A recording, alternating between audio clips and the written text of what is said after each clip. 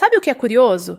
A gente passa horas falando dos baby boomers, analisa os millennials por todos os ângulos, coloca a geração Z sob o microscópio como se fosse uma espécie recém-descoberta.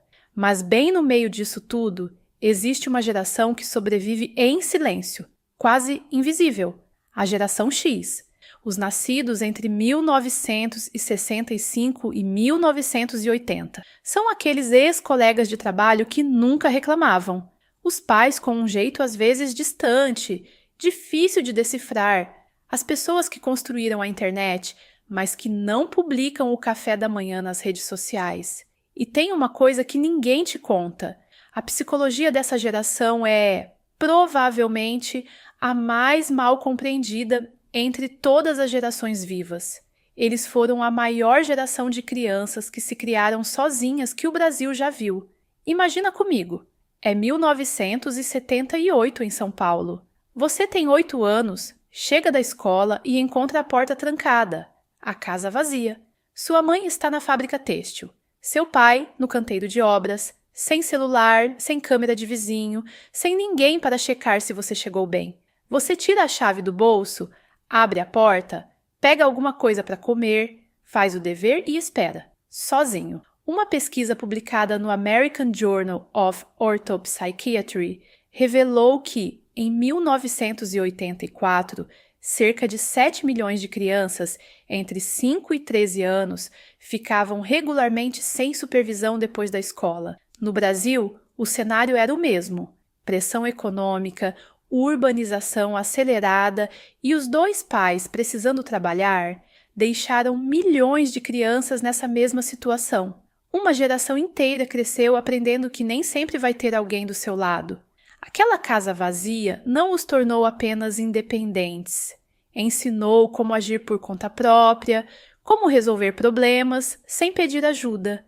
Hoje, essa habilidade é rara e muito valiosa. Quando os pais chegavam em casa, a linha era clara. As regras eram diretas e imediatas. Ninguém perguntava como você estava se sentindo. Ninguém propunha conversar para entender. Se você cruzou o limite, pagou na hora. Os psicólogos chamam isso de ambiente de alta contingência. Um lugar onde ação e consequência são conectadas sem nenhum espaço entre elas.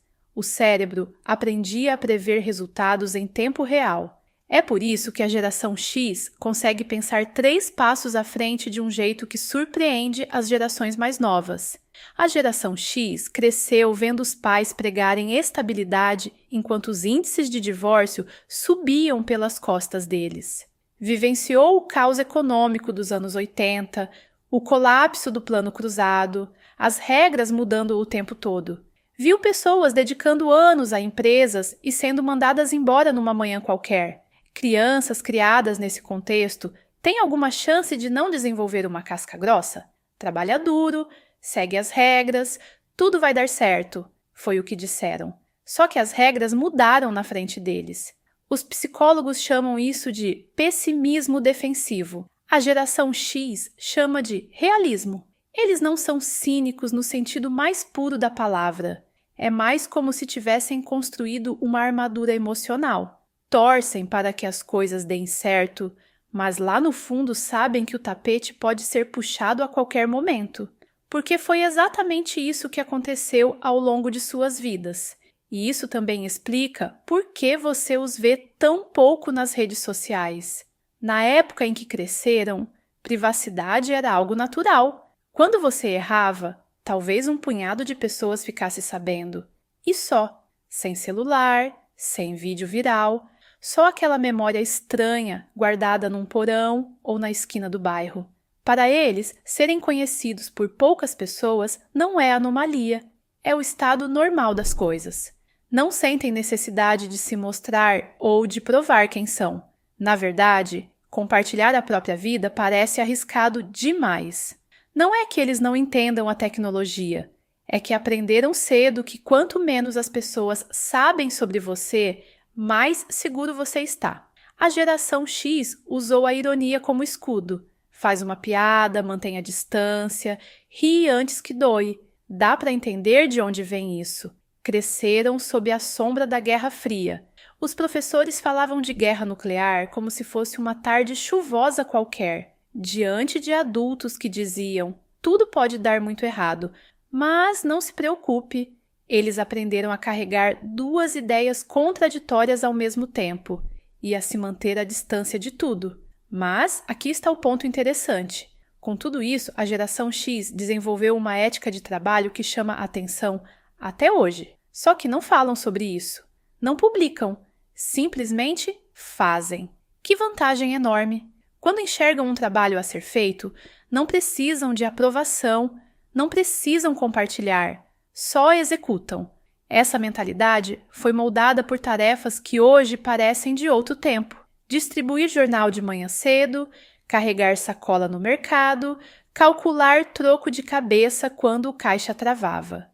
Não eram linhas de currículo, eram a entrada crua e direta de uma criança de 12 anos no mundo adulto, responsável por algo real, sem rede de proteção. Eles viram os pais serem destruídos por reestruturações corporativas.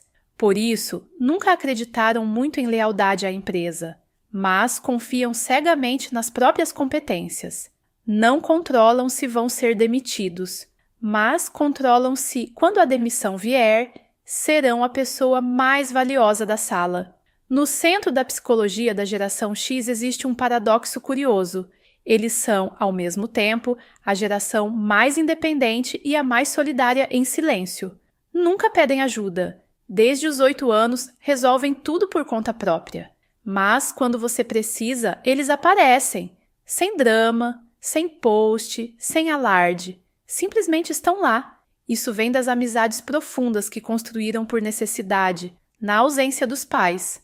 A relação deles com a autoridade também é complexa. Respeitam competência, não título. Se você chegou àquela cadeira com habilidade de verdade, eles te seguem até o fim. Mas, para quem ocupa um cargo importante sem saber o que faz, a paciência é zero. A geração X questiona a autoridade porque passou a infância vendo figuras de autoridade despreparadas tomando péssimas decisões. Economicamente, também levaram pancada. Os mais jovens da geração saíram da faculdade de cara com o estouro da bolha das .com. Os mais velhos bateram de frente com a crise financeira global de 2008. No Brasil, somou-se a isso os programas de ajuste estrutural dos anos 90 e as crises econômicas repetidas. Passaram por múltiplos traumas financeiros. É por isso que a chance de terem mais de uma fonte de renda é alta. Não porque sejam empreendedores natos, mas porque aprenderam que nada dura para sempre. A geração X lida com o que alguns pesquisadores descrevem como padrões de autoeficácia próximos do limite de ansiedade. Em momentos de crise, se saem muito bem. Só que esse sucesso geralmente vem da recusa em depender de outros. Pesquisas publicadas no Journal of Adult Development mostram que, em períodos de estresse, membros da geração X tendem a buscar menos apoio social. Não porque não tenham ninguém, mas porque pedir ajuda soa como admitir derrota.